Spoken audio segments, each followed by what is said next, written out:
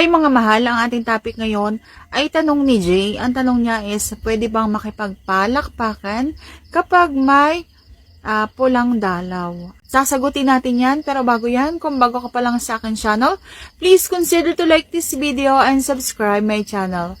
Alam nyo guys, pwede po yan. Yan ay nakakabawas ng cramps or yung sakit sa puson ng isang babae kapag may dalaw sila. So, kailangan nyo lang syempre ng magsasapin kayo sa ilalim at yan ay madugong labanan.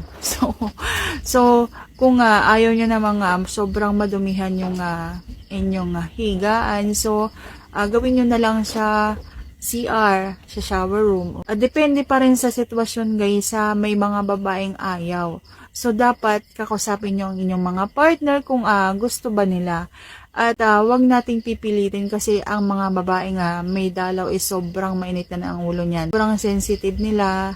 So, kunting kibot mo lang is masasaktan agad yan. So, may mga ganong babae sobrang balat sibuyas. Lalo na kung may buwan ng dalaw, okay?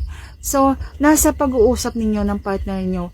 At kung tinatanong mo ko na pwede ba, yes po, pwede at nakakabawas yan ng stress or ng cramps na nararamdaman ng isang babae. So, yan lang ang masasagot for today's video. See you on my next vlog. And if you like this video, please consider to like this video and subscribe my channel. Thank you for watching.